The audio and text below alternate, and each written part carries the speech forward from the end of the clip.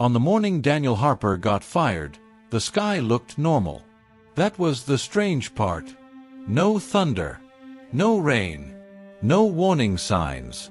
Just a clean, quiet Tuesday that felt like every other workday he'd lived through for the past 17 years. He woke up at 5:42 a.m., same as always, before his alarm even buzzed.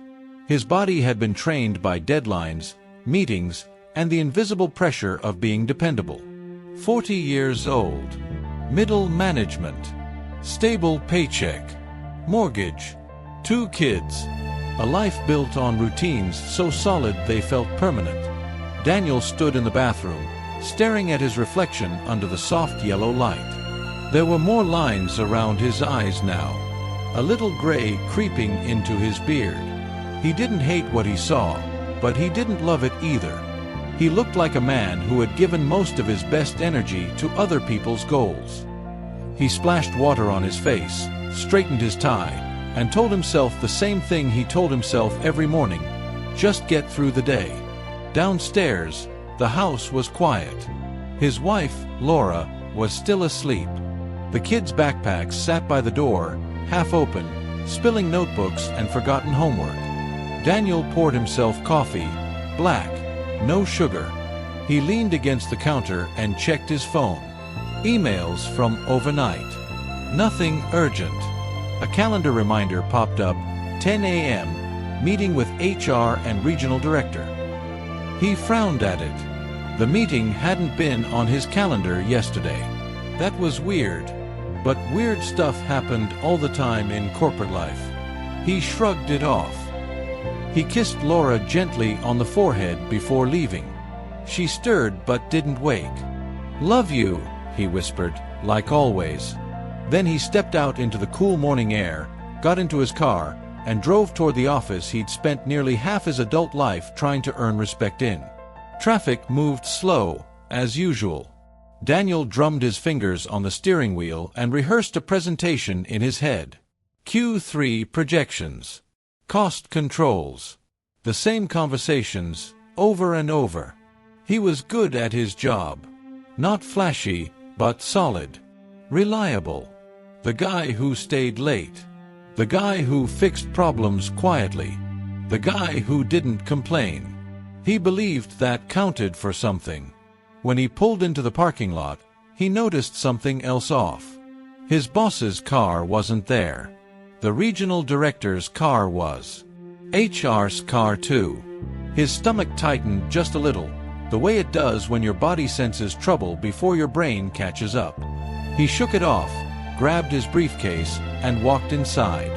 People smiled at him in the hallway. Normal smiles. Polite nods. No one stopped him. No one warned him. That hurt later, when he thought back on it. How normal everything looked right before his life cracked open. At 9:58 a.m., Daniel walked into the conference room. The blinds were half closed. The air felt heavy. Sitting at the table were Karen from HR, Mark the regional director, and his boss's empty chair. No coffee cups. No laptops. Just folders. "Daniel, have a seat," Karen said, her voice soft in that professional way that meant nothing good was coming. He sat. Mark cleared his throat. "Daniel, we'll get right to it. This isn't easy." That was the sentence. The one that changes everything. Karen slid a folder across the table toward him. Severance details. Exit procedures. Confidentiality agreements. Daniel stared at the papers, his mind refusing to connect the words to reality. "I don't understand," he said. "Is this about performance? Because my last review."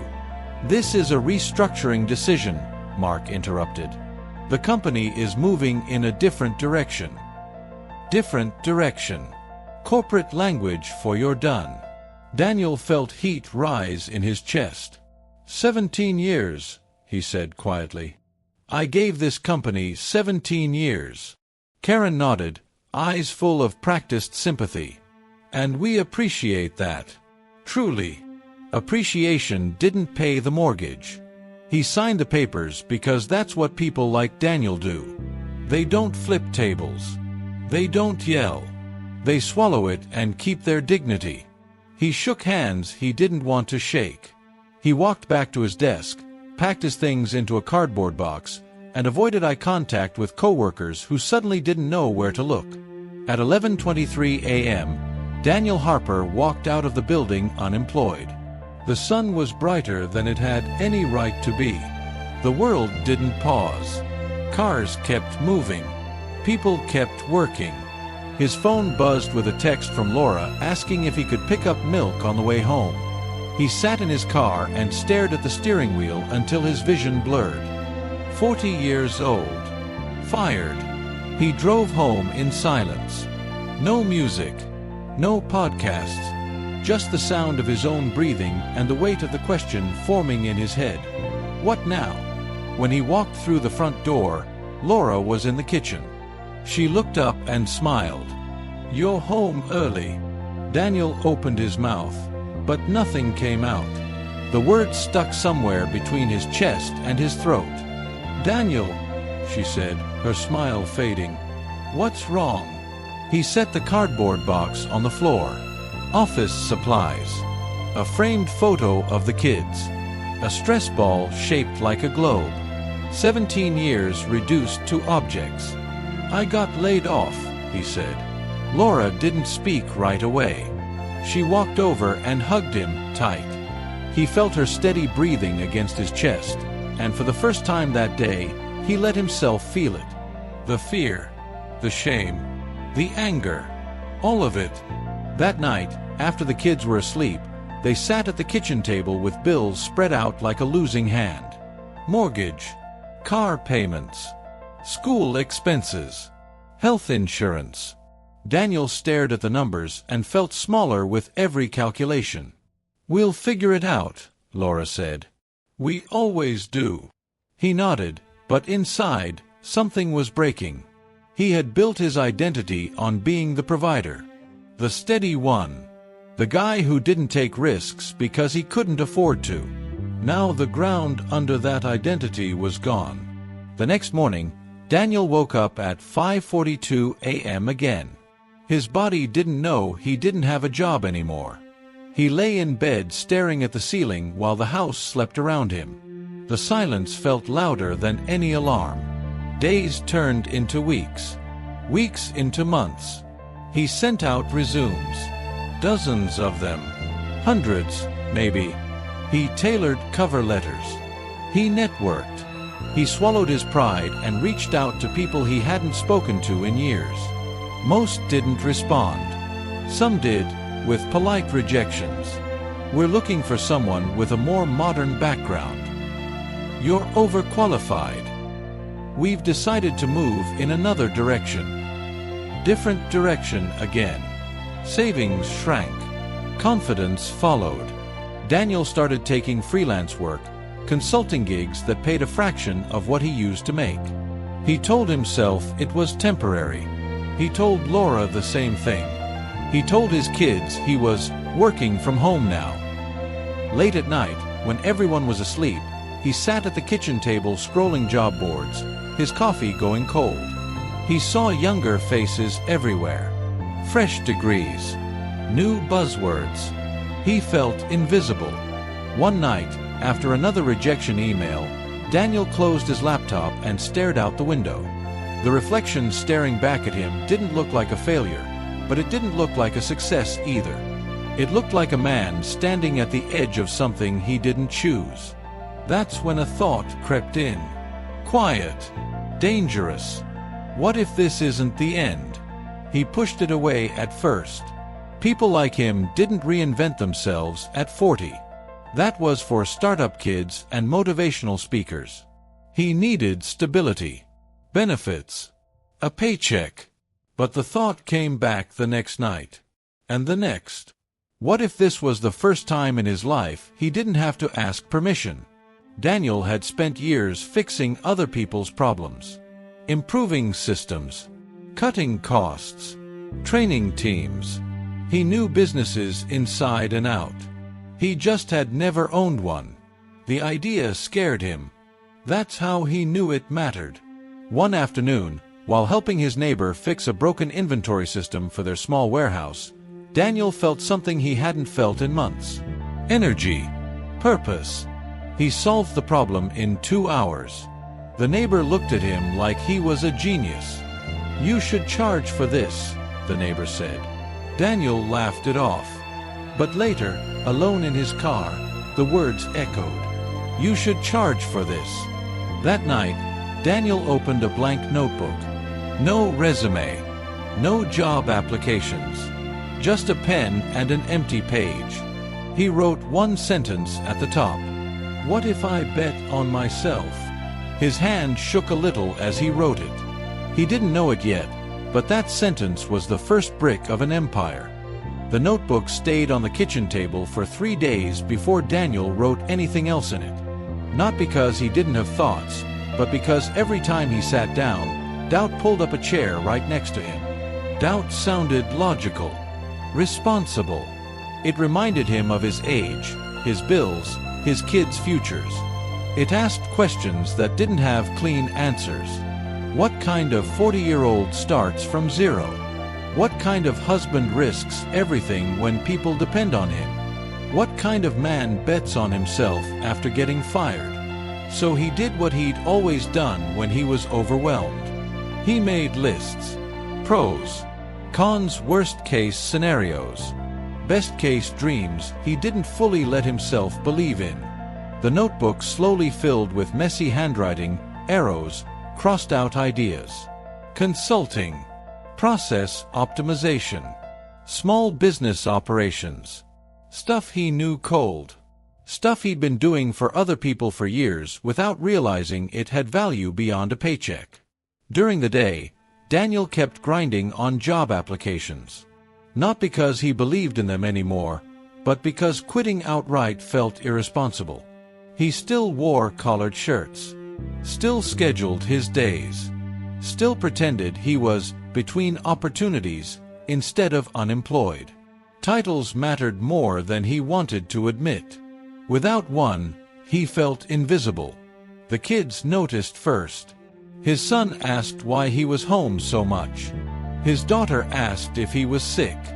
Daniel laughed it off, but every question landed like a small punch. He hated feeling like an example of failure in their eyes, even though they hadn't said that. Kids didn't need to say it. He said it to himself enough. Laura watched him quietly. She didn't push. She didn't lecture. One night, after the kids were asleep, she slid a cup of coffee across the table and said, "You don't look broken. You look stuck." That hit harder than sympathy ever could. "I don't know who I am without that job," Daniel admitted. Saying it out loud made it real. "I've been Daniel from the company for so long, I don't know what's left." Laura leaned back in her chair. "You were someone before that company, and you'll be someone after. The title just rented space in your head." That sentence stayed with him. Rented space. Temporary. Replaceable. The next morning, Daniel didn't open job boards. He opened the notebook. He wrote down every problem he'd solved in his career.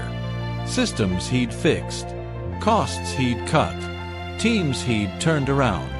Projects that had almost failed before he stepped in. Page after page. Seeing it laid out like that felt different.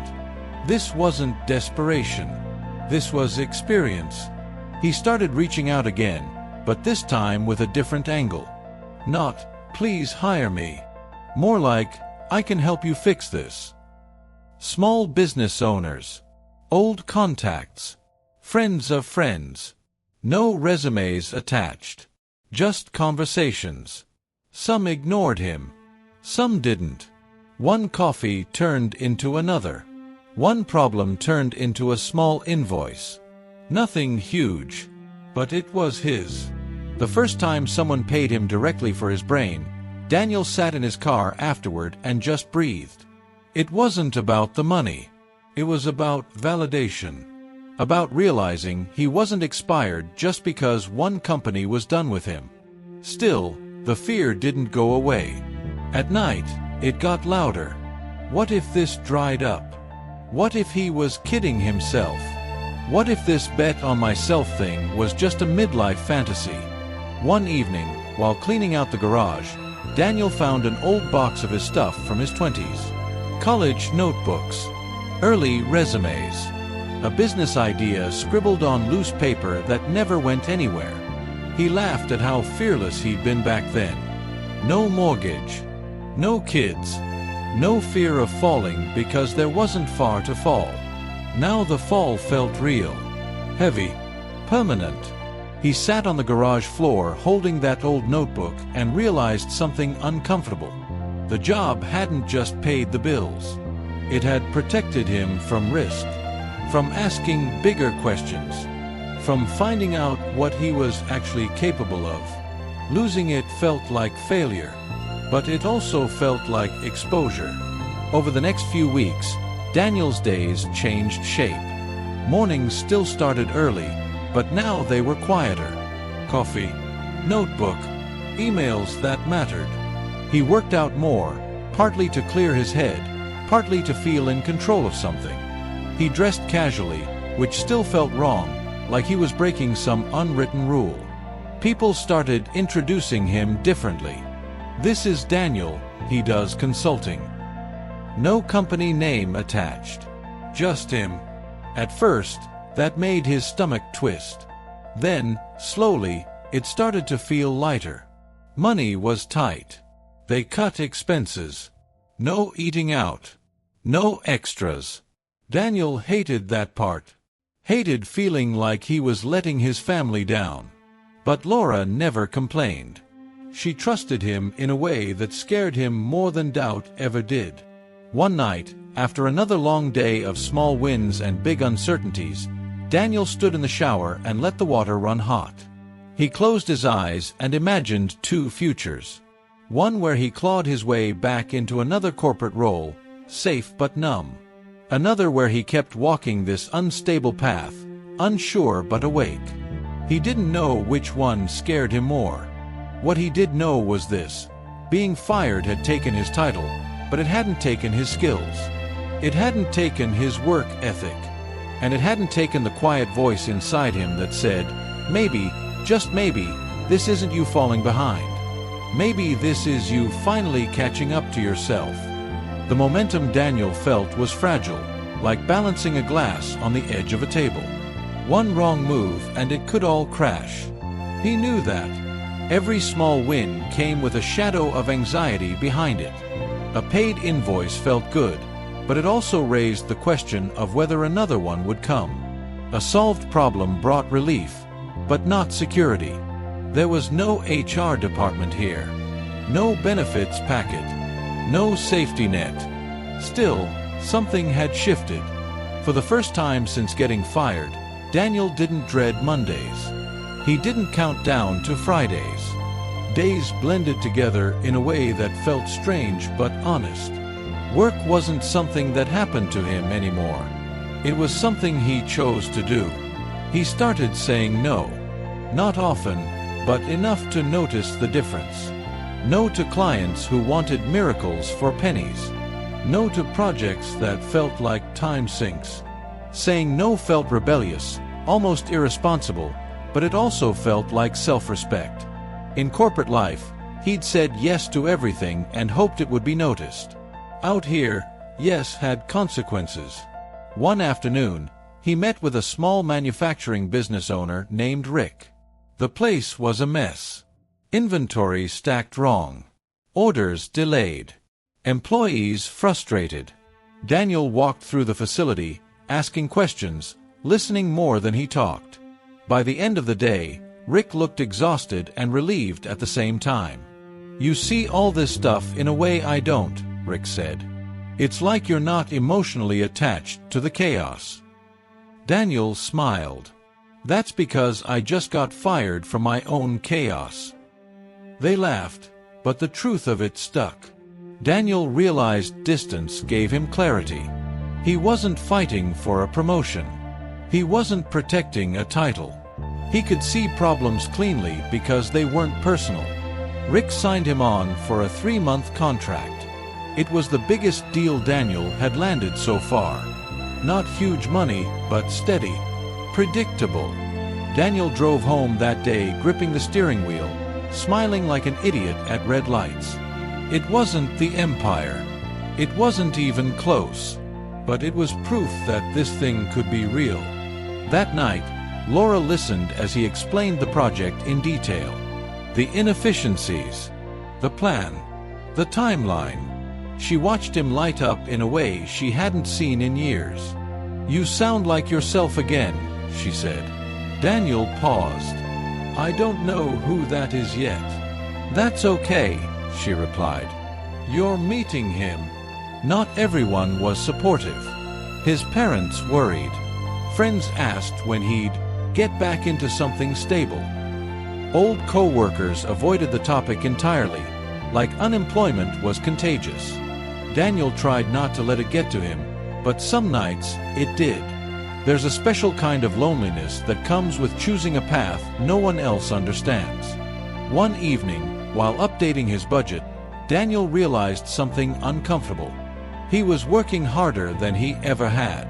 Longer hours, more mental load, more emotional investment. The difference was, this work didn't drain him the same way.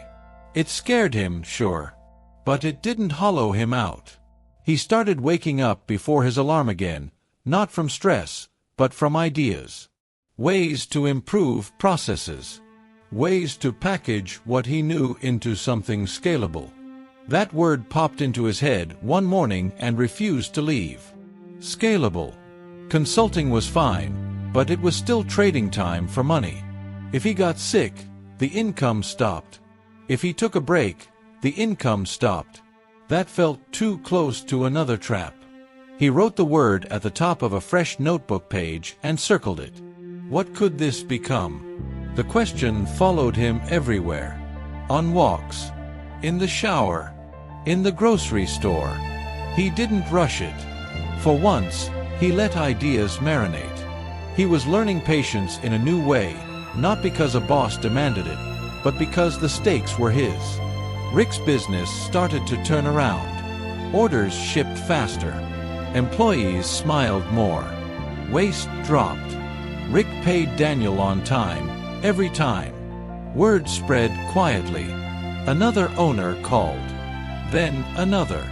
Daniel found himself turning down some work because he physically couldn't do it all.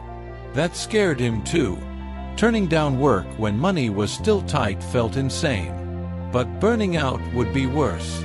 He'd seen that movie before. One late night, Daniel sat at the kitchen table with Laura, notebooks spread everywhere. Diagrams. Ideas. Numbers. "I think I'm onto something," he said, voice low, like he didn't want to scare it away. "But I don't know if I'm thinking too small or too big." Laura looked at the pages. "You're thinking honestly. That's new." He laughed. She wasn't wrong. Daniel wasn't a startup kid. He didn't dream of overnight success. He didn't want headlines. He wanted control. Sustainability. A business that respected his life instead of consuming it. That clarity surprised him. Getting fired hadn't just removed a job. It had forced him to define success on his own terms. One morning, while dropping the kids off at school, his son asked, "Dad, what do you do now?" Daniel opened his mouth automatically, ready to say something vague. Then he stopped. "I help businesses run better," he said. His son nodded like that made perfect sense. Kids didn't need titles. They understood purpose. Driving away, Daniel felt something settle in his chest. A quiet confidence. Not loud. Not arrogant. Just steady. He wasn't fixed. He wasn't safe. But he wasn't lost anymore. Being fired at 40 had stripped him down to essentials. Skills. Values. Grit. Everything else had been decoration.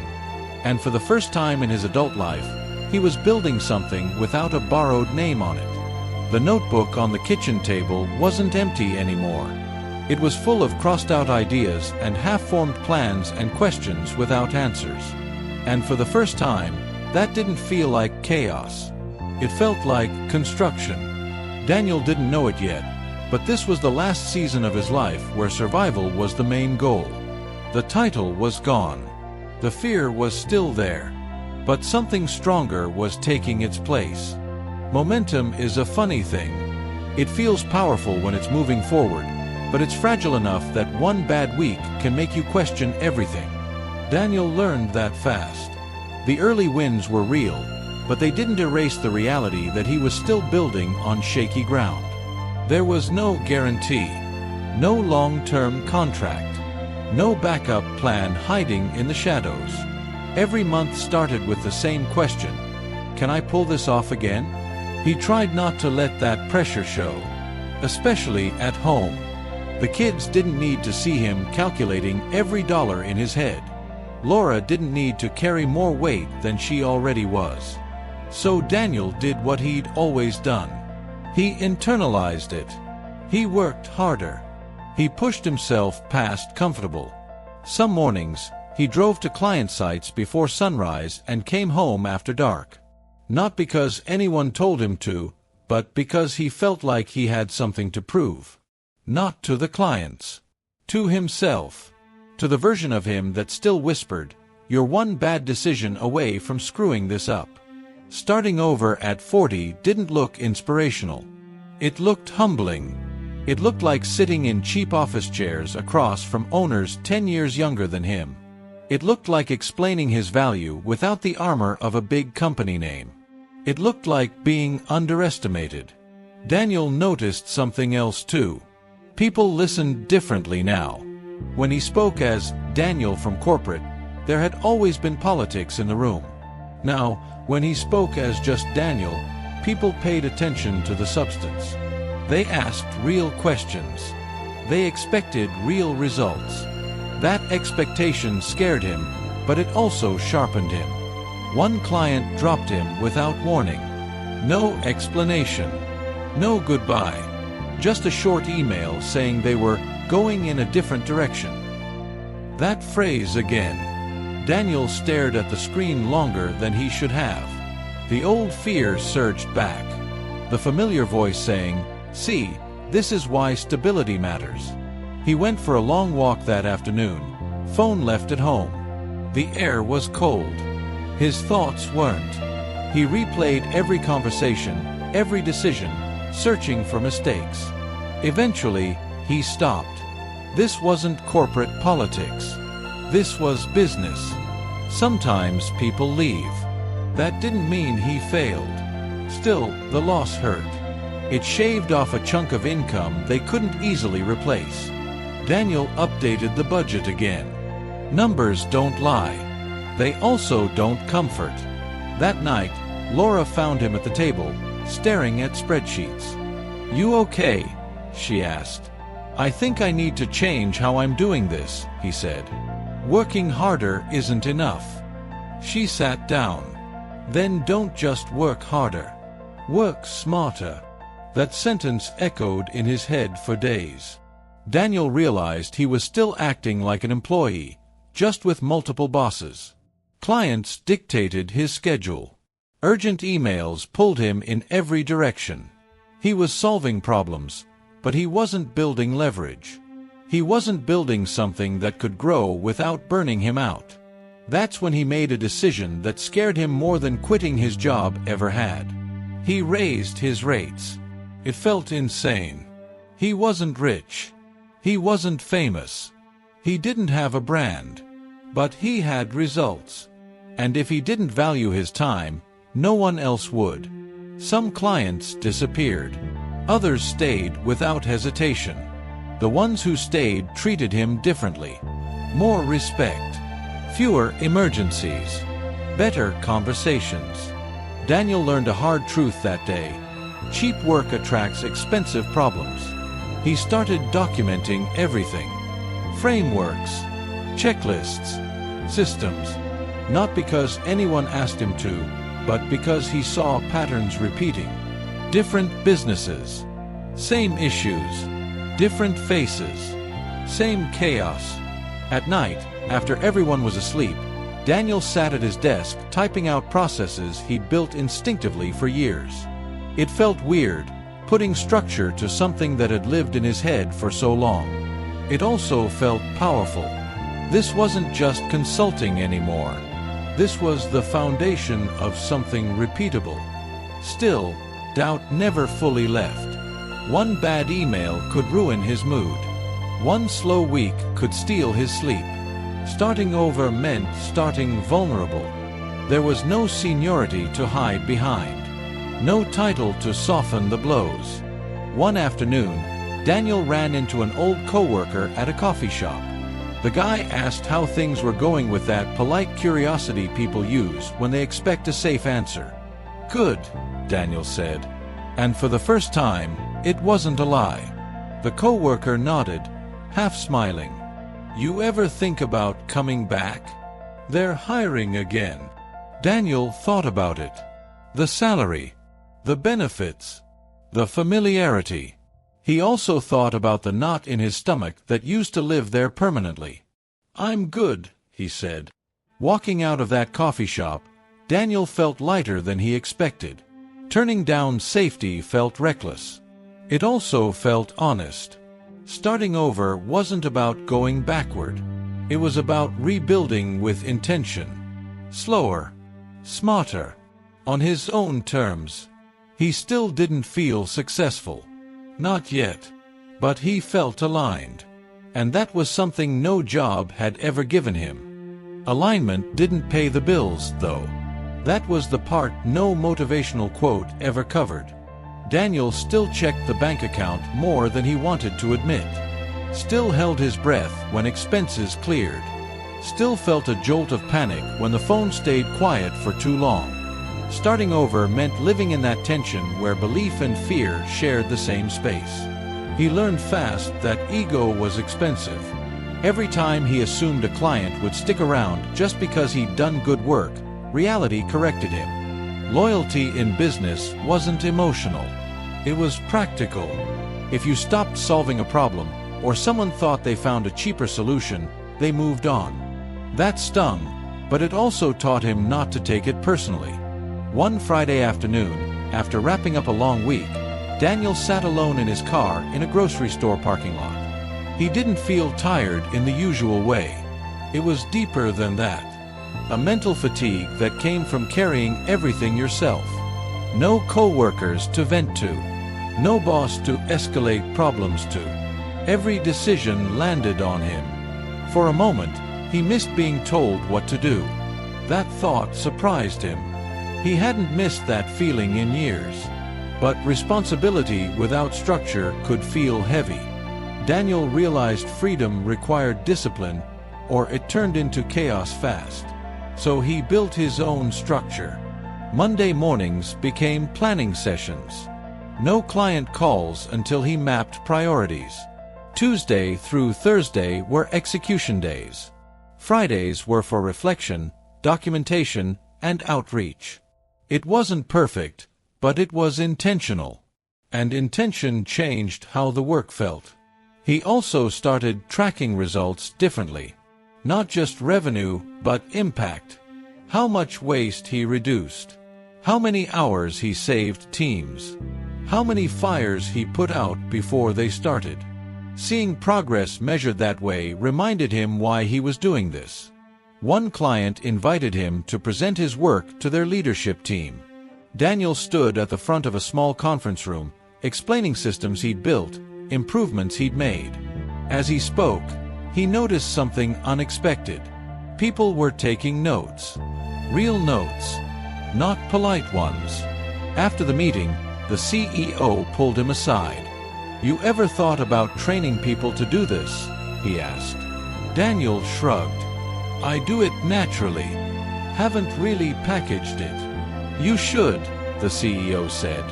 "You're sitting on something bigger than consulting." That sentence followed Daniel home. Bigger than consulting.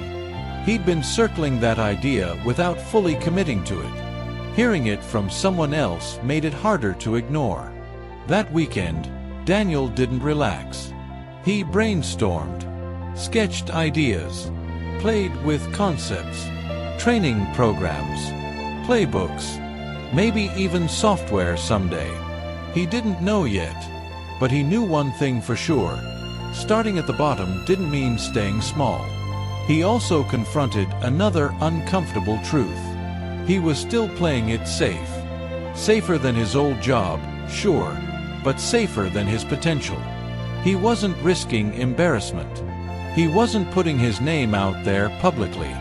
He wasn't building a brand. He was hiding behind one-on-one work because it felt controllable. That realization hit hard. Daniel wasn't scared of failing. He was scared of being seen trying. Monday morning, he made a decision. He'd share what he knew. Slowly. Honestly. No hype. No guru nonsense. Just real lessons from real work. He started writing short posts online. Process breakdowns. Mistakes he'd seen. Fixes that worked. At first, nothing happened. A few likes. A comment here and there. Then someone messaged him asking for advice. Then another. Then a business owner he'd never met reached out for help. Daniel felt exposed. Writing publicly felt like standing on a stage without knowing if anyone was listening. But it also felt right. Like planting seeds instead of chasing clients one by one. Starting over meant learning new skills too. Marketing, positioning, communication. Stuff he'd never needed in corporate life. He messed up plenty. Posts flopped. Emails went unanswered. But he kept going. Consistency was a muscle he already knew how to train. One night, as he shut down his laptop, Daniel realized he hadn't thought about his old job in days. Not with anger. Not with regret. It simply didn't matter anymore. The bottom wasn't a place of shame anymore. It was a foundation. Daniel wasn't rebuilding his old life. He was building a new one. Brick by brick. Decision by decision. Not fast. Not flashy. But real. And for the first time since he was fired, he didn't feel like he was catching up. He felt like he was just getting started. Growth doesn't announce itself. Most of the time, it sneaks in quietly, mixed with frustration and second-guessing. That's what Daniel didn't expect. He thought building something new would feel like momentum stacking on momentum. Instead, it felt like taking one step forward and half a step back, over and over, without anyone clapping for the effort. From the outside, things looked fine. He had clients. He had income. He had direction. But underneath that surface, Daniel was failing in small, invisible ways almost every week. Emails he worded wrong. Proposals that got ignored. Ideas that sounded solid in his head but fell flat in real life. The worst part wasn't the failure itself. It was how quiet it was. No performance reviews. No manager feedback. No clear scoreboard telling him where he stood. Just silence. And silence has a way of making your insecurities loud. Daniel spent more time alone than he ever had. Consulting meant moving between businesses without belonging to any of them. He wasn't part of a team. He was a visitor. That distance gave him clarity, but it also fed loneliness. There were days he went hours without speaking to anyone face to face. Some nights, after the house went quiet, Daniel replayed conversations in his head, wondering if he'd said the wrong thing or missed an opportunity. He caught himself measuring success in weird ways. Likes on posts, replies to emails, calendar bookings, metrics that could swing his mood in minutes. He hated that about himself. He'd always prided himself on being steady. Now his confidence felt tied to notifications. One particular failure stuck with him. Daniel had poured weeks into creating a small training workshop based on his systems. He priced it fairly. promoted it lightly. He believed in it. When launch day came, almost no one signed up. Daniel refreshed the page more times than he cared to admit. He told himself people were busy. He told himself it would pick up. It didn't. He closed his laptop and sat there staring at the wall, feeling foolish. This wasn't corporate failure where the blame got spread around. This was personal. This was his idea, his name, his risk. For the first time in months, he considered quitting. Not dramatically, just quietly folding back into something safe. Updating his resume. Re-entering the job market with his tail between his legs. He didn't tell Laura right away. He didn't want to worry her. Instead, he went through the motions for a few days, working without energy, responding without enthusiasm. The spark dulled. Laura noticed anyway. "You're shrinking," she said one evening. Daniel looked up. "What?" "You're pulling back. I can see it." He sighed. "I tried something. It didn't work." Laura waited. She had learned that Daniel talked best when he felt heard, not rushed. "I feel stupid," he admitted. "Like I overestimated myself." She leaned forward. "Or you underestimated how hard this part is." That landed differently. Daniel realized he'd been romanticizing progress, expecting clean upward movement. But nothing real worked like that. Every success story he admired had glossed over this middle section, the messy part where effort didn't equal applause. The next morning, Daniel reopened the workshop materials, not to relaunch, but to analyze. What worked? What didn't? What assumptions he'd made? He treated it like a system problem instead of a personal failure. That mindset shift mattered. He adjusted his approach. Less selling, more teaching, less perfection, more honesty. He shared the failure publicly, not dramatically, just truthfully. To his surprise, people responded, not with pity, but with respect. Some even thanked him for saying what they were experiencing too. Daniel learned something important that week. Authenticity built trust faster than success ever could. Still, the quiet failures kept coming. Clients who delayed payments. Leads that ghosted. Weeks where effort didn't match outcome. Daniel started tracking those moments too. Not to dwell on them, but to normalize them. Failures stopped feeling like a verdict and started feeling like data.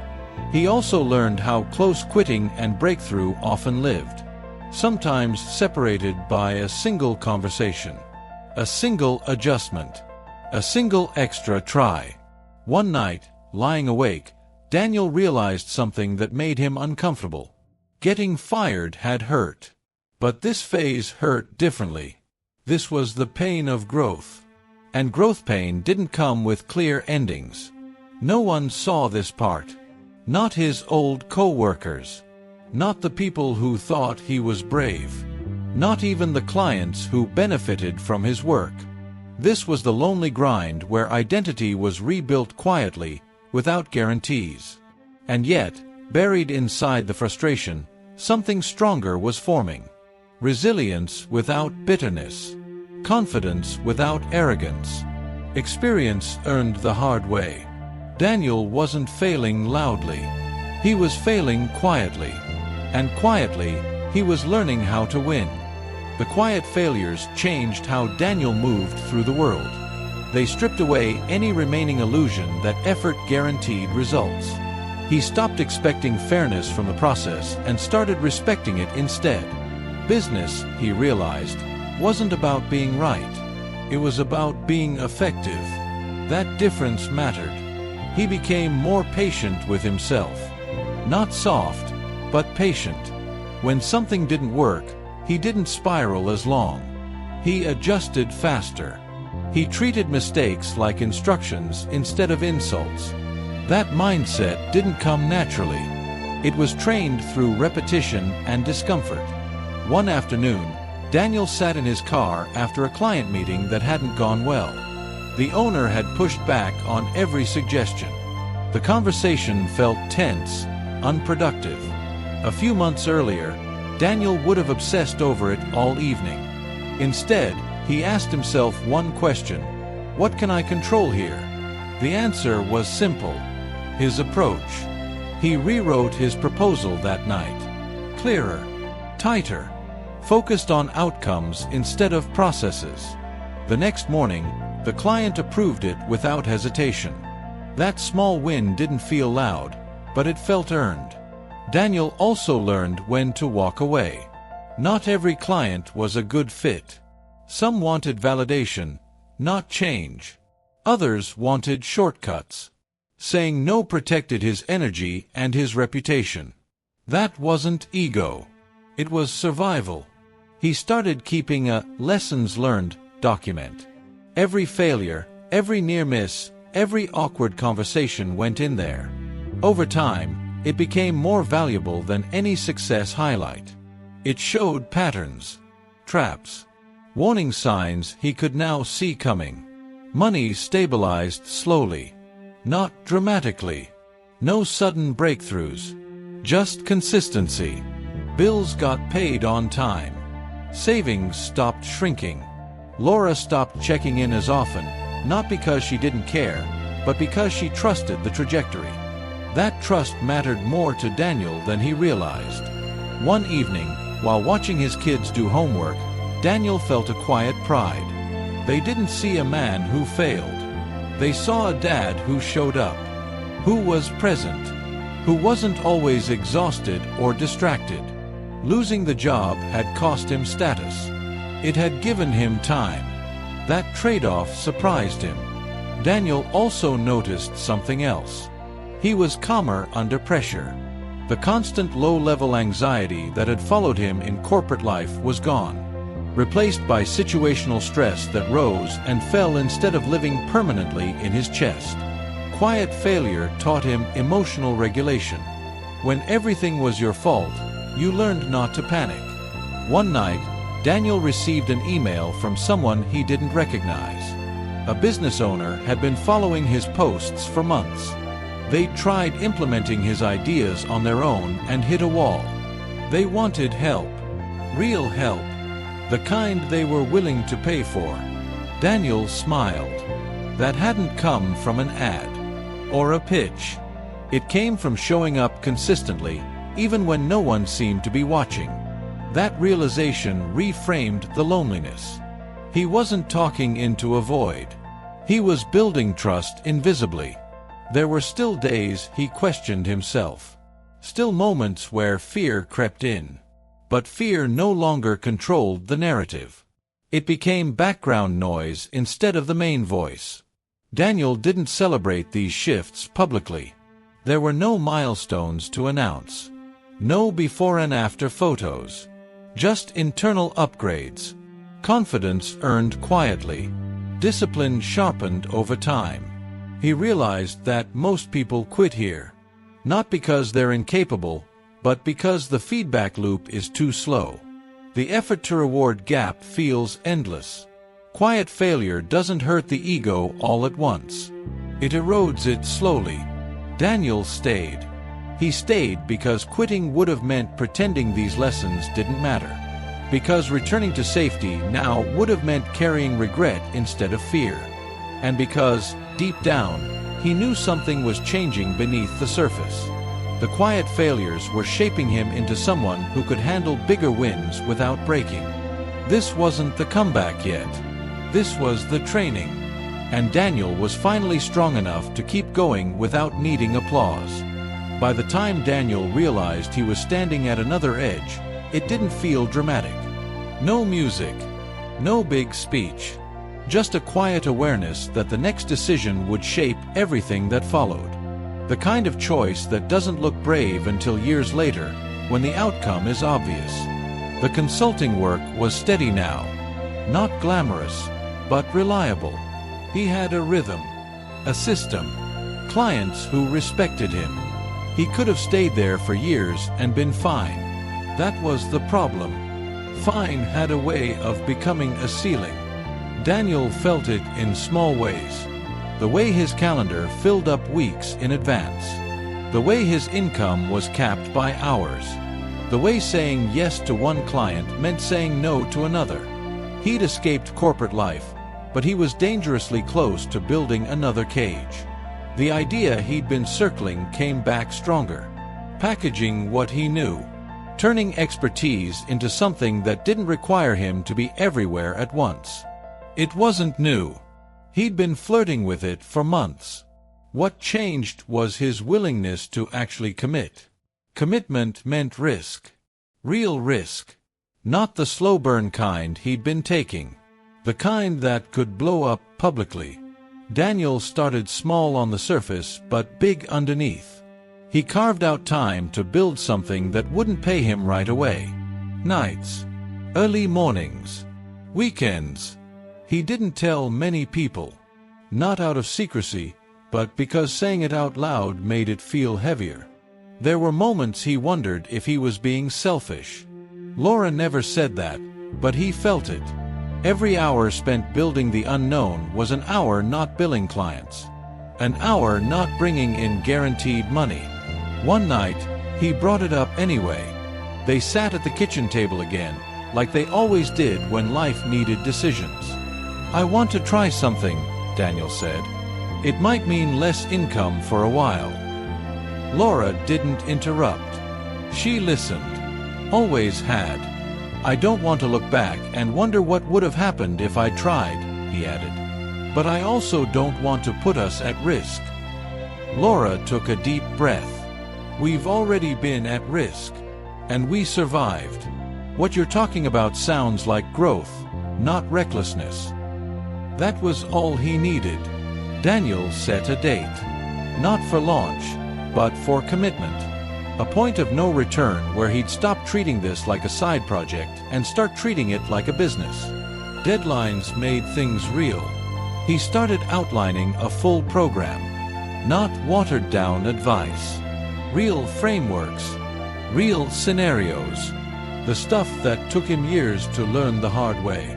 He poured himself into it with the same intensity he used to give his old job, but this time, the energy felt different. Purposeful. Alive.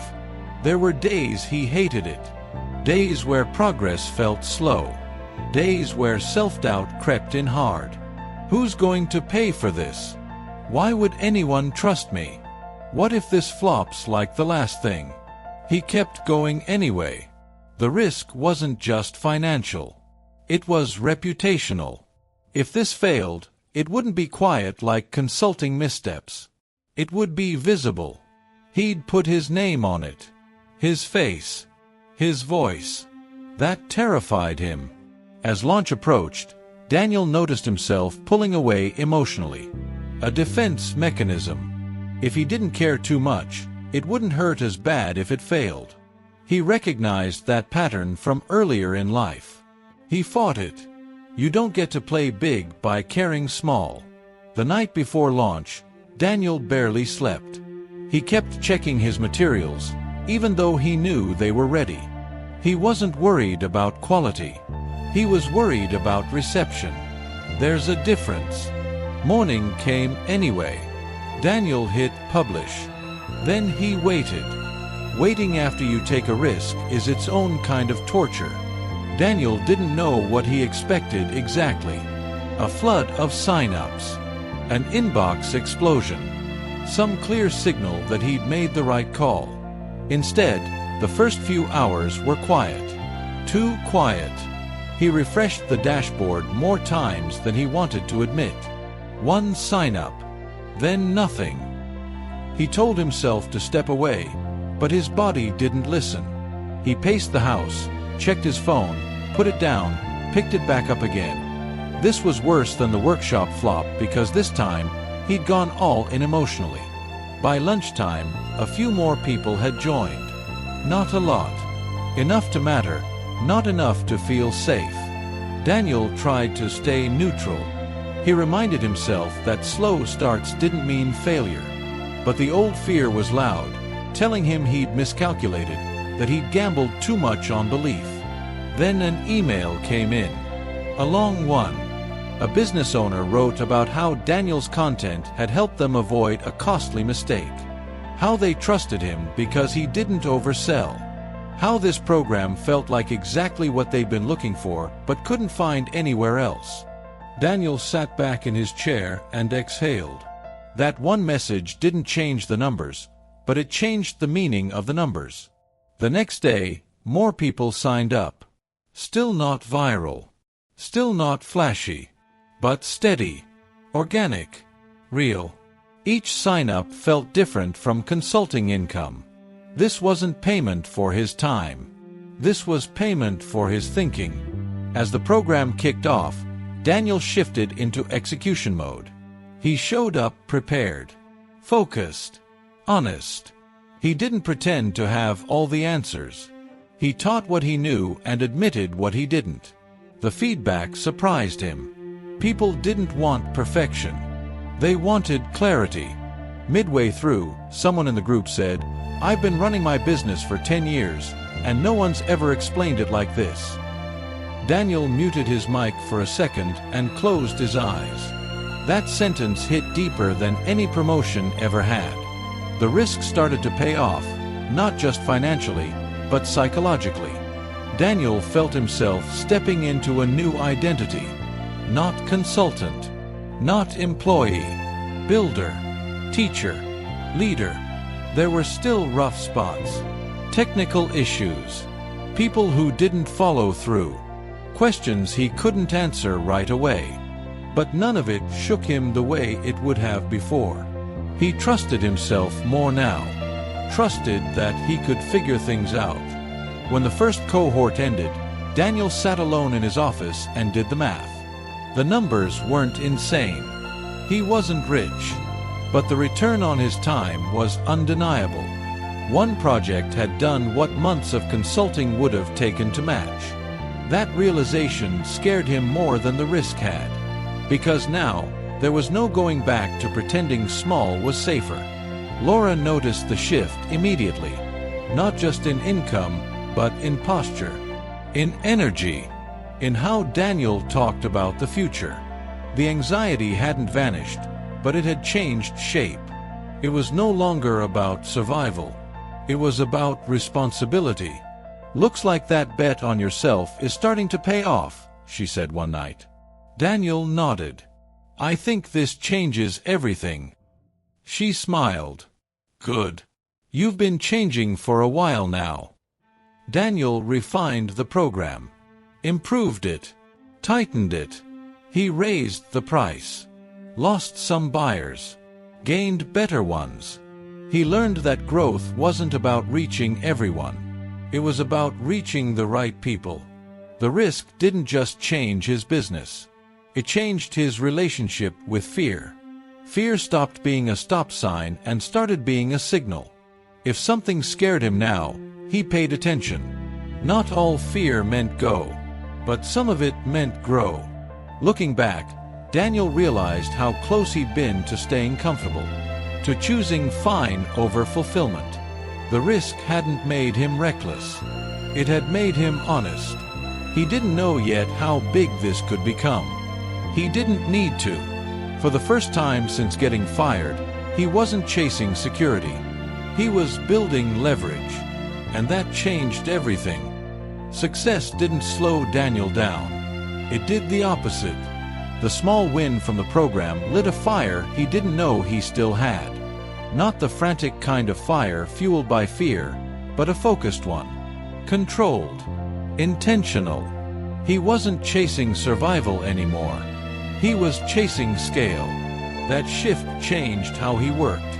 Consulting still existed, but it moved to the edges of his calendar. The core of his energy went into building systems that worked without him being present every second. Content, curriculum, processes, stuff that didn't care if he was tired or having a bad day. Most of that work happened when the house was quiet. Daniel became a night builder. Not because he loved late nights, but because they offered uninterrupted focus. After dinner, after homework, after the world powered down, he'd sit at his desk with a mug of coffee he didn't need and work on the future no one could see yet. There's a strange peace in building something when no one's watching. No pressure to perform. No audience to impress. Just you and the work. Daniel found clarity there. Ideas connected easier. Decisions felt cleaner.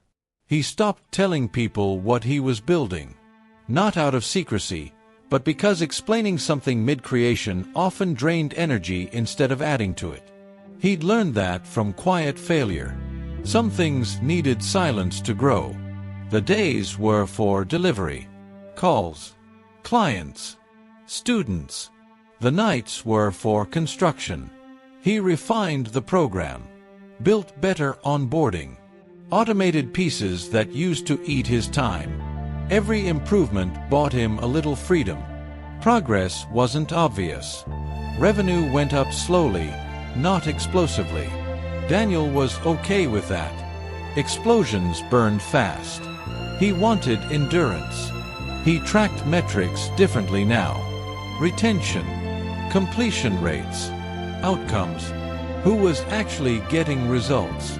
He reached out personally when people struggled. Not to save them, but to understand friction points. That feedback loop became gold. Still, balance was tricky. Some mornings he woke up feeling heavy. Burnout hovered nearby, waiting for an opening. Daniel recognized the signs early. Short temper, foggy focus, physical exhaustion. He adjusted before it spiraled. That self-awareness felt like growth too. One night, Laura came downstairs and found him working later than usual. She didn't say anything at first, just watched. "You don't have to grind like this forever," she said gently. Daniel leaned back. "I know. I'm not trying to escape my life. I'm trying to design it." She nodded. "Just don't forget to live it while you build it." That stuck with him. Daniel started blocking time for rest the same way he blocked time for work. Gym sessions, walks, even random afternoons off. Discipline wasn't just about doing more. It was about protecting what mattered. Meanwhile, word spread. Quietly at first. Then louder. Not viral buzz. Reputation buzz. The best kind. People came in pre-sold, trusting him before the first call. That was new. That was powerful. Daniel realized something during a late-night work session. He wasn't hustling anymore. He was compounding. Each effort stacked on the last. Each improvement multiplied the impact of the next. That's when he understood why this phase felt different. He wasn't just working while the world slept. He was laying bricks while others rested, not to prove anything, but to make the future inevitable. Inevitability is a strange thing. You don't feel it when you start. You feel effort, confusion, doubt. But somewhere along the way, momentum tips. The work starts pulling you forward instead of you pushing it. Daniel didn't notice the shift at first. He was too busy staying consistent. Then 1 month closed, and the numbers surprised him. Not in a lottery win way.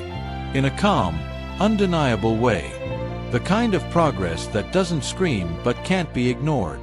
Revenue from the program matched what he used to make in a full-time corporate role.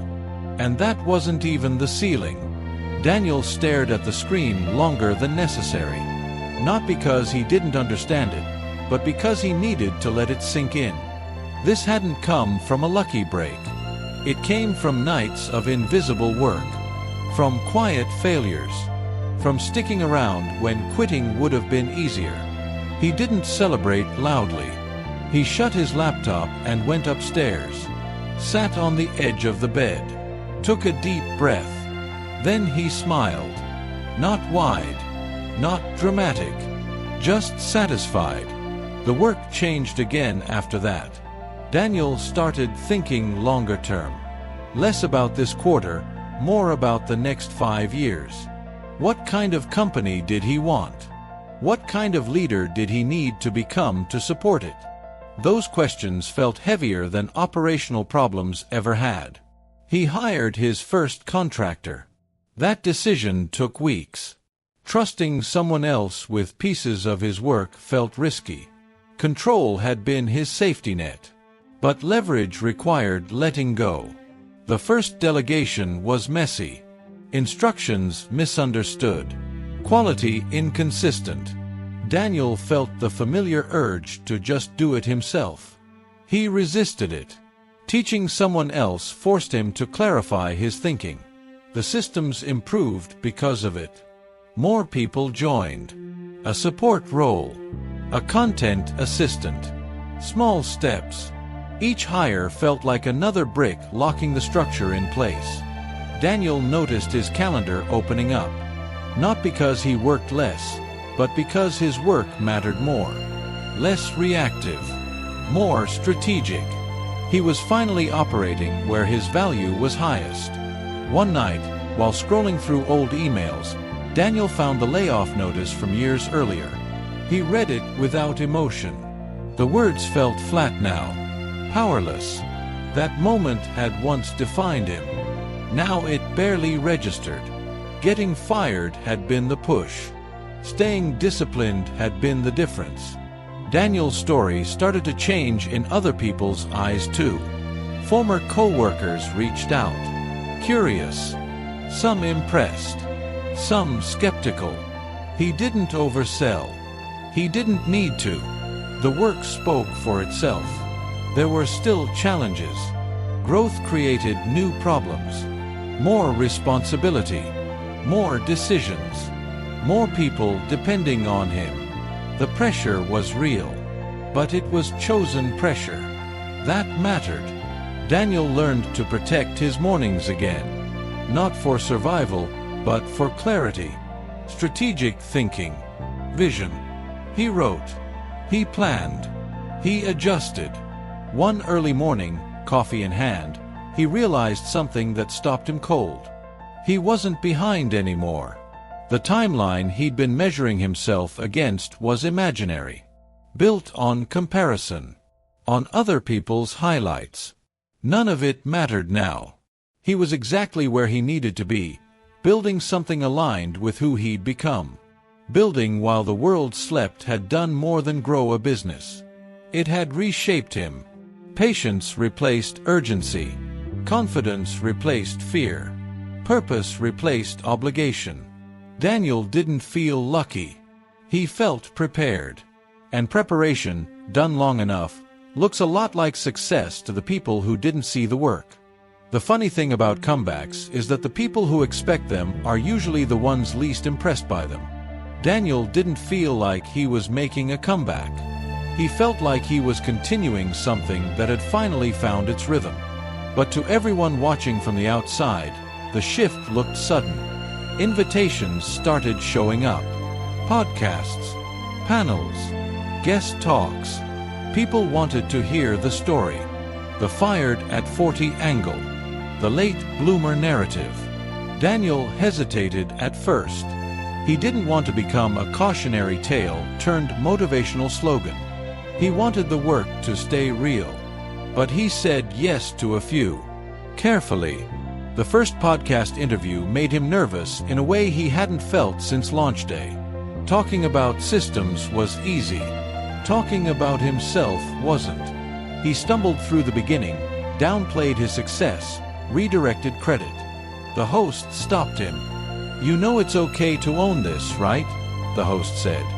"You built it." Daniel laughed, uncomfortable, still getting used to that part. The episode went live. Messages followed. People his age, older, younger, people stuck, people scared, people who thought it was too late for them. Daniel read every message. Some made him sit quietly for a long time. The comeback wasn't about money. It was about relevance. Former co-workers reached out too. Some congratulated him genuinely. Others asked questions that felt like fishing for reassurance. Daniel didn't judge. Everyone measured success through their own lens. One email caught his attention. It was from someone high up at his old company. An invitation to speak at an internal leadership event. Daniel stared at the screen longer than he needed to. That building had once kicked him out with a cardboard box. He said yes. Walking into that conference room felt surreal. Same layout. Same chairs. Different energy. He wasn't there to impress. He was there to share lessons. Hard-earned ones. When he spoke about losing his job, the room got quiet. Not awkward. Honest. He talked about identity, fear, rebuilding. Not in a dramatic way. In a practical one. Heads nodded. Notes were taken. Afterward, people lined up to talk to him. Not about success. About fear. About doubt. About starting over. Daniel realized his story had outgrown him. The comeback showed up in other ways too. Revenue climbed steadily. The program expanded. Partnerships formed. Daniel stayed selective. Growth without alignment felt like a trap he wasn't willing to fall into. One night, scrolling through social media, Daniel saw an old post from years ago. A photo of him in a suit, smiling stiffly at a corporate event. He didn't feel embarrassed. He felt compassion. That version of him had done the best he could with what he knew. The difference now wasn't confidence. It was clarity. Daniel no longer chased approval. He chased impact. That shift made everything cleaner. The comeback didn't come with fireworks. It came with consistency, with trust earned over time, with doors opening that he never knocked on. And for the first time, Daniel didn't feel the need to prove anything to anyone.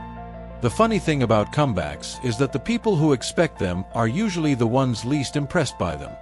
Daniel didn't feel like he was making a comeback. He felt like he was continuing something that had finally found its rhythm. But to everyone watching from the outside, the shift looked sudden. Invitations star the more visible Daniel became, the more intentional he had to be. Attention was a tool, not a trophy. Used right, it amplified impact. Used wrong, it became noise. He watched others chase spotlight and burn out, confuse popularity with progress. He wasn't interested in that path. So he filtered everything.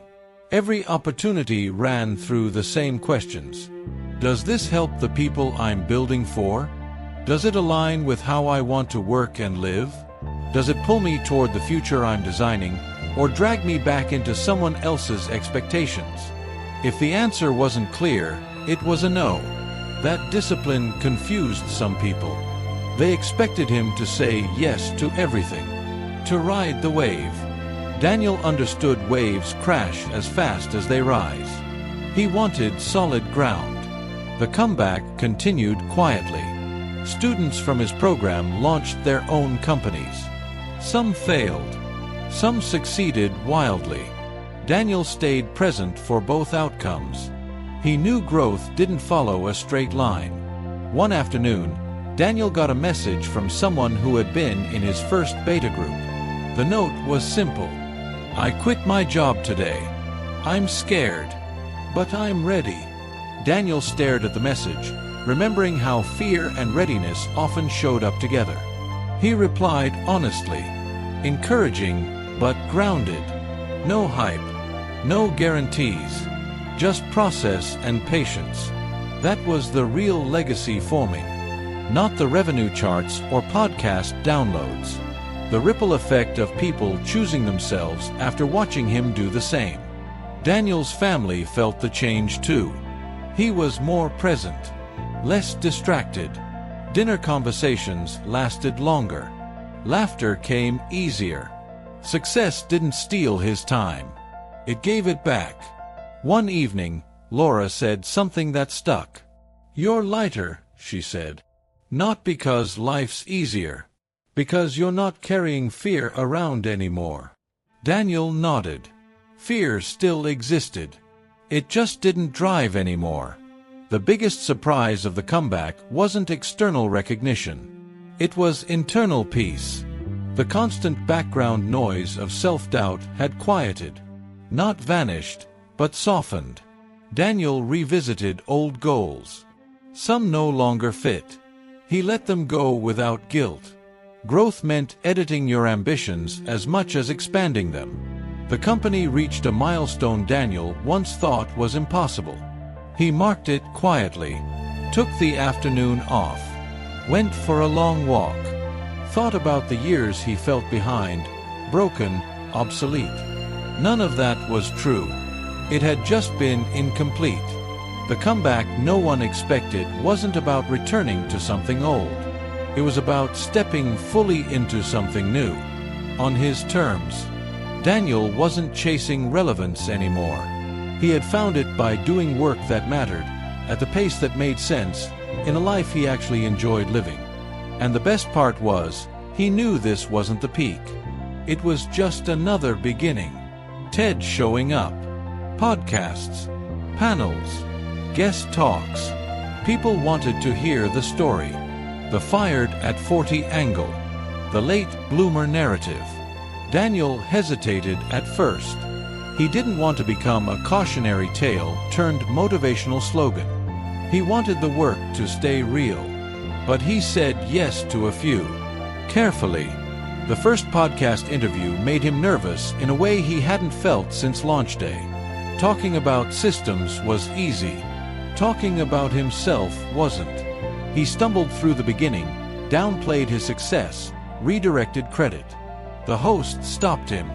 "You know it's okay to own this, right?" the host said. "You built it." Daniel laughed, uncomfortable, still getting used to that part. The episode went live. Messages followed. People his age. Older. Younger. People stuck. People scared. People who thought it was too late for them. Daniel read every message. Some made him sit quietly for a long time. The comeback wasn't about money. It was about relevance. Former co-workers reached out too. Some congratulated him genuinely. Others asked questions that felt like fishing for reassurance. Daniel didn't judge. Everyone measured success through their own lens. One email caught his attention. It was from someone high up at his old company. An invitation to speak at an internal leadership event. Daniel stared at the screen longer than he needed to. That building had once kicked him out with a cardboard box. He said yes. Walking into that conference room felt surreal. Same layout. Same chairs. Different energy. He wasn't there to impress. He was there to share lessons. Hard-earned ones. When he spoke about losing his job, the room got quiet. Not awkward. Honest.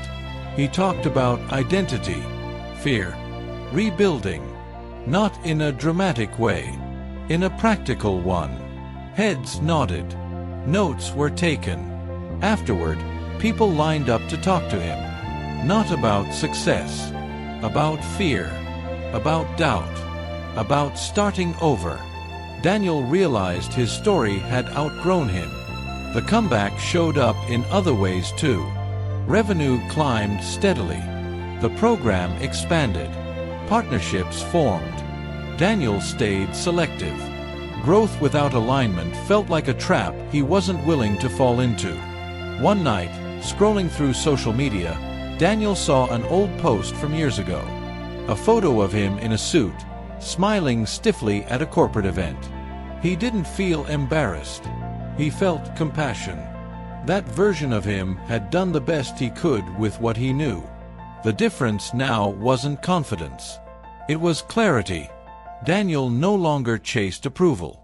He chased impact. That shift made everything cleaner. The comeback didn't come with fireworks. It came with consistency, with trust earned over time, with doors opening that he never knocked on. And for the first time, Daniel didn't feel the need to prove anything to anyone. Daniel used to think success had an expiration date. Like milk. Like opportunity. Like once you passed a certain age, the window quietly closed and no one bothered to tell you. He didn't invent that belief. It was handed to him over years of comparisons, expectations, and watching younger people climb ladders faster than he ever did.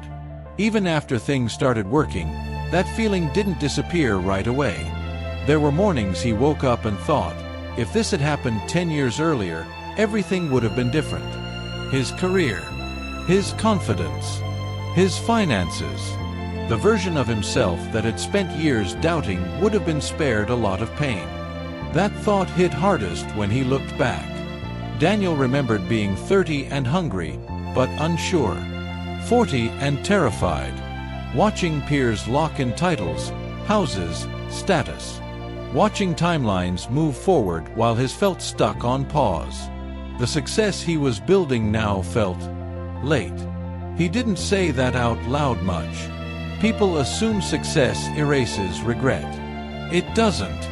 It just gives regret more context.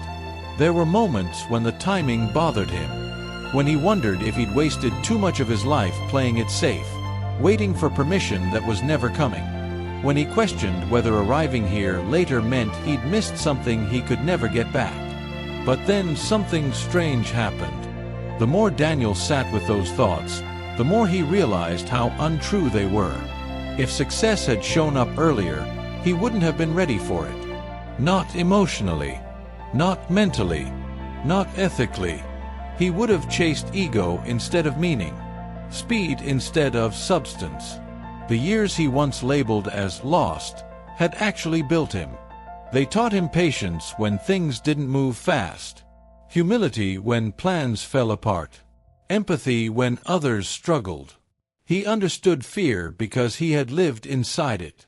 He understood uncertainty because it had shaped him. That understanding changed how he led, how he built, how he spoke to people. Daniel realized his success didn't come late. It came on time, right when he knew what to do with it, right when he could hold it without letting it own him, right when he valued peace more than applause. There was also a quieter truth he had avoided. If success had come earlier, he might have skipped his family emotionally, missed moments chasing momentum, burned relationships trying to prove something. Now, he showed up differently, present, grounded, intentional. The timing that once felt cruel started to feel precise. Daniel noticed this shift most when talking to people his age, men and women in their 40s, 50s, even 60s, who carried the same fear he once did. The fear of being too late, of being irrelevant, of starting over when everyone else seemed settled. When Daniel spoke, he didn't sugarcoat it. He didn't sell fantasy. He told them the truth. Starting late is harder, but starting late also means you know who you are. You know what you won't sacrifice. You know what actually matters. That wisdom doesn't come for free. Daniel stopped apologizing for his timeline. He stopped shrinking his story to make it more comfortable for others. He embraced the fact that his path had taken longer because it had needed to. Success that comes too early can be wasted. Success that comes too late can be resented. But success that comes just in time can be used. And Daniel finally understood the difference. Once Daniel made peace with his timing, something loosened inside him. The quiet tension he'd carried for years, the constant comparison clock ticking in the back of his head, finally slowed down. He stopped measuring his life against other people's milestones and started honoring his own. That didn't mean the regret vanished overnight. It showed up in flashes. Old photos, reunions, watching people retire early or talk about things they'd built decades ago. Those moments still stung sometimes, but they didn't control him anymore. Daniel realized regret wasn't the enemy. Resistance was. Resisting the past kept him stuck in it. Accepting it turned it into fuel. He thought about how many decisions he would have rushed if success had arrived earlier. How many shortcuts he would have taken.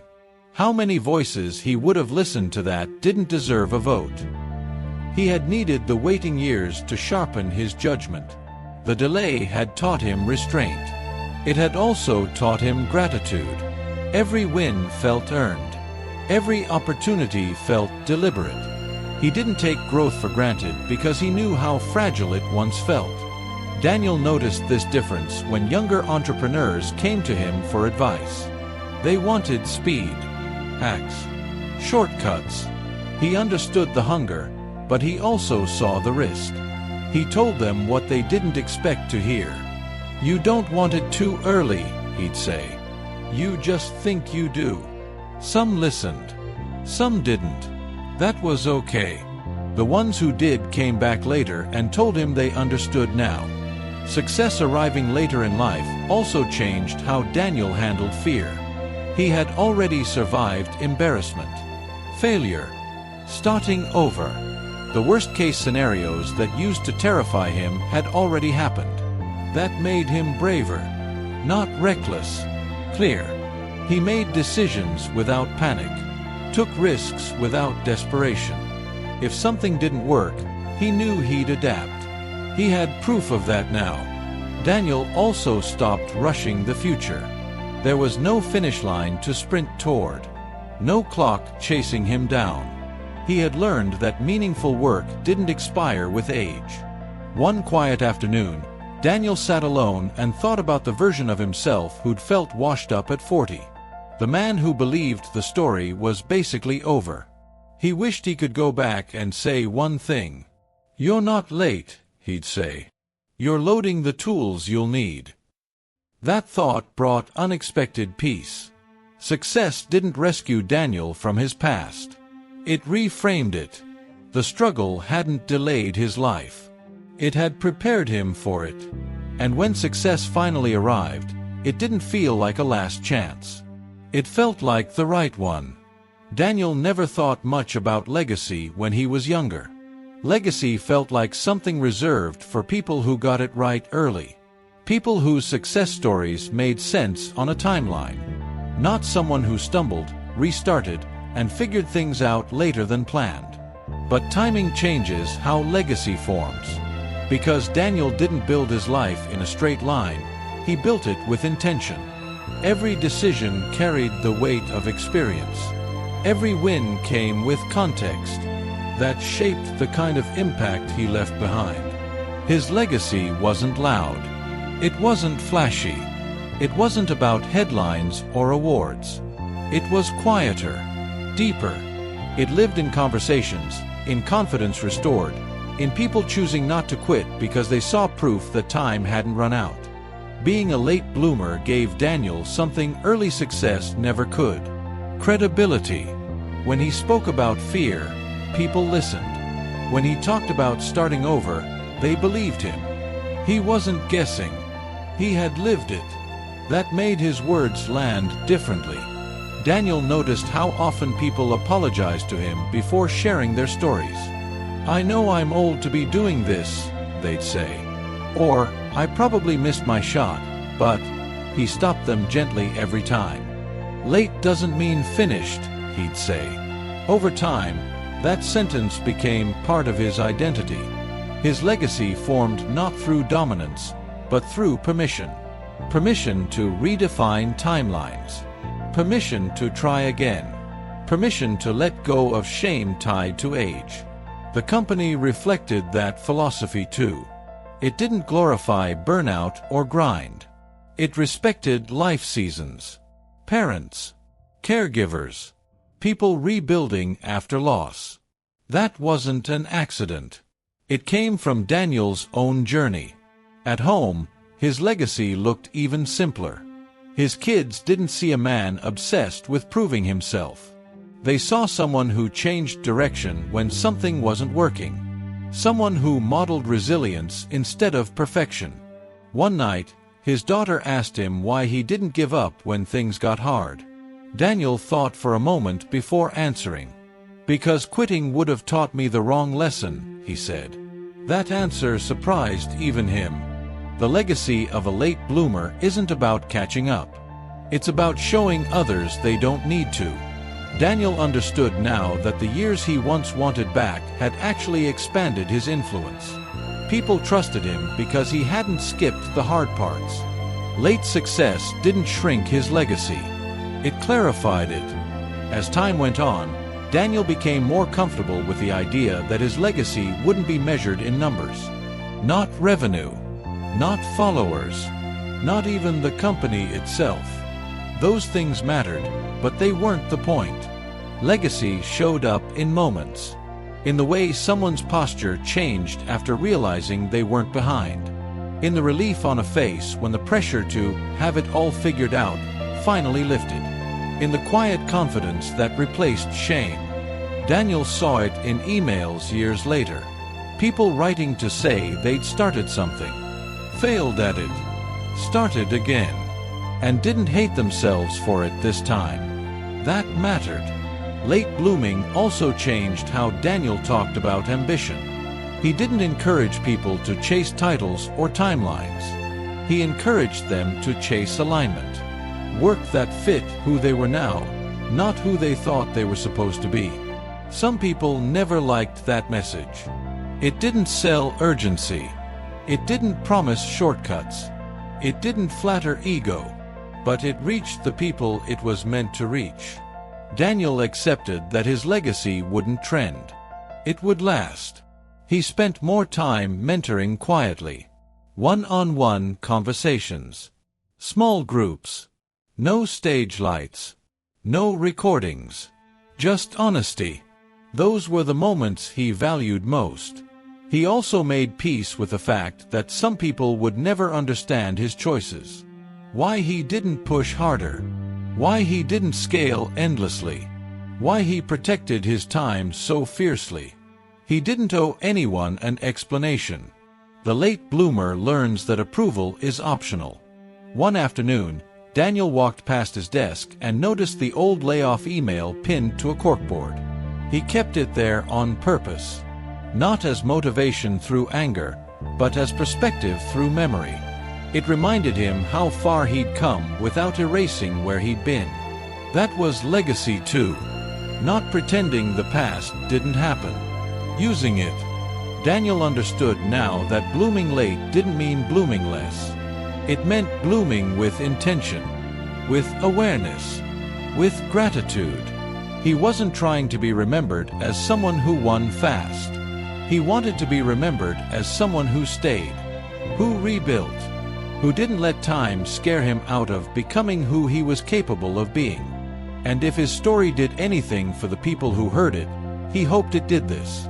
He hoped it made them believe that starting late wasn't a disadvantage. It was a different kind of strength. Daniel didn't wake up one day feeling finished. Life didn't suddenly slow down or tie itself into a neat bow. The work continued. Some days were heavy. Some days were light. Most were ordinary, and that was the part he appreciated most. He still woke up early. Still sat with his coffee before the world got loud. Still thought about what he wanted the next chapter to look like, not in terms of goals, but in terms of how he wanted to feel while living it. There were moments when the old fear tried to creep back in. Moments when doubt whispered that maybe this was as good as it got, or that something could still fall apart. Daniel didn't fight those thoughts anymore. He acknowledged them and kept moving. Experience had taught him that fear doesn't disappear. It just loses authority. Sometimes he'd drive past office buildings and think about the version of himself who once believed his worth lived inside places like that. He didn't feel bitterness, just distance. Like looking at an old neighborhood you no longer live in. His life now wasn't louder or flashier than before. It was truer. The business ran. The people grew. His family laughed more. He slept better. Those were the things that told him he was on the right path.